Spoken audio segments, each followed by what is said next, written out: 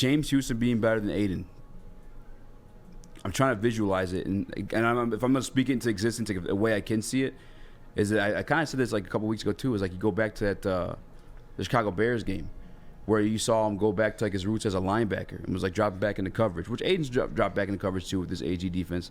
Remember Dan Campbell talking about like AG's back there cooking up right now. Like this defense is gonna be freaky, bro, with the amount of pieces they got now. But nonetheless, the amount of pieces, the interchangeable pieces they have, the stunts that they'll be able to run with, like, think of you have Aidan Hutchinson on the edge, Kaminsky next to him. Yeah. Like the stunts that they could run with those guys, weaving in and out, moving to different positions. Yeah.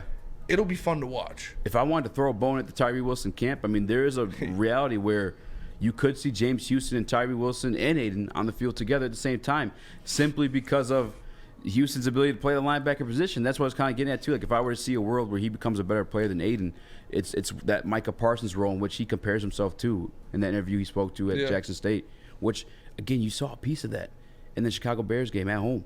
He was dropping back, came back, fucked Fields up, made him fumble. Easy. Put this number in the chat for our guy Flocka.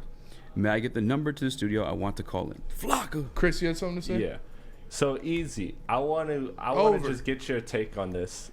So you had last year, you said Aaron Glenn was working with, what was it, like rotten vegetables or spoiled vegetables, something along those lines. Trying to make salad. I'm giving Spinney his due credit.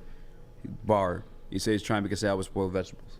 Okay. So now what's the analogy this year? What's the analogy now? Yeah, what's the analogy this year given what they have? Making fucking creme brulee, my friend. He's making fucking... Trying to make beef Wellington with premier items. Bone apple titties, bro. Yeah. He's got it. He's got whatever. He's salt baying that shit. Fresh Buddha. He's straight up salt baying that shit because he's sous vide a prime rib right now. Like he's sous vide a fillet. Like he was working, literally what it is, you want an expression, a food expression on the heavyweights, I'll give it to you. What it was in the beginning of the season was raw steak. Some people eat it raw. Pause. Just like hot dogs, right? But it had to cook.